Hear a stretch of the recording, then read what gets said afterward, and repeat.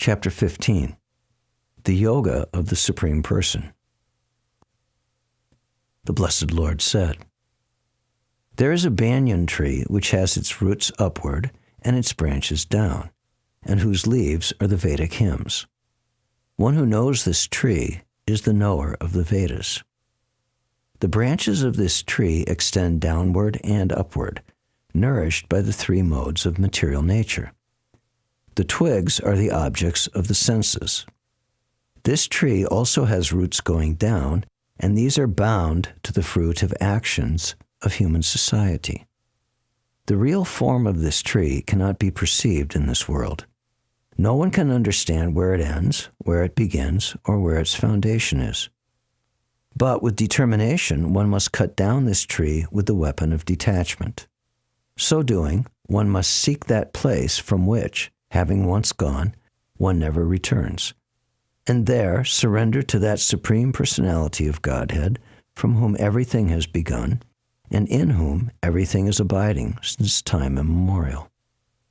One who is free from illusion, false prestige, and false association, who understands the eternal, who is done with material lust and is freed from the duality of happiness and distress, and who knows how to surrender unto the Supreme Person, attains to that eternal kingdom.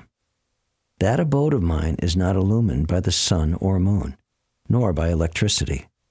One who reaches it never returns to this material world. The living entities in this conditioned world are my eternal, fragmental parts.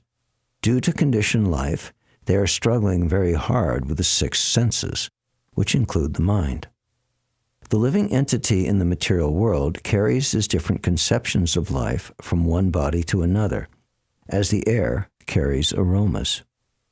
The living entity, thus taking another gross body, obtains a certain type of ear, tongue, and nose, and sense of touch, which are grouped about the mind.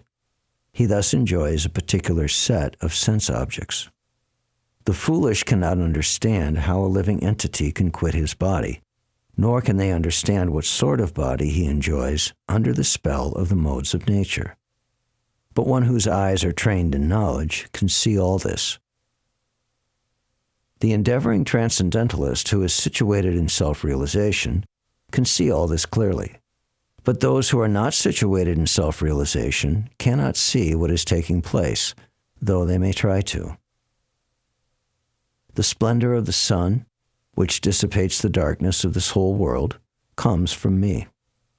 And the splendor of the moon and the splendor of fire are also from me. I enter into each planet, and by my energy they stay in orbit. I become the moon and thereby supply the juice of life to all vegetables. I am the fire of digestion in every living body, and I am the air of life, outgoing and incoming, by which I digest the four kinds of foodstuff.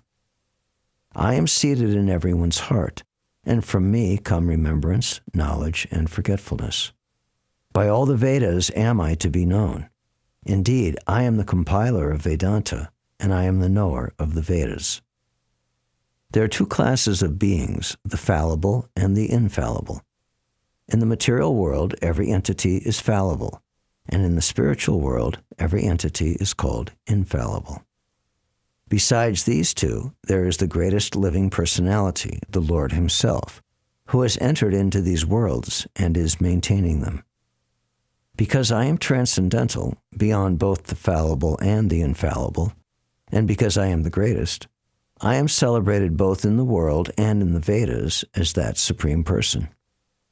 Whoever knows me as the Supreme Personality of Godhead, without doubting, is to be understood as the knower of everything, and he therefore engages himself in full devotional service, O son of Bharat. This is the most confidential part of the Vedic scriptures, O sinless one, and it is disclosed now by me. Whoever understands this will become wise, and his endeavors will know perfection.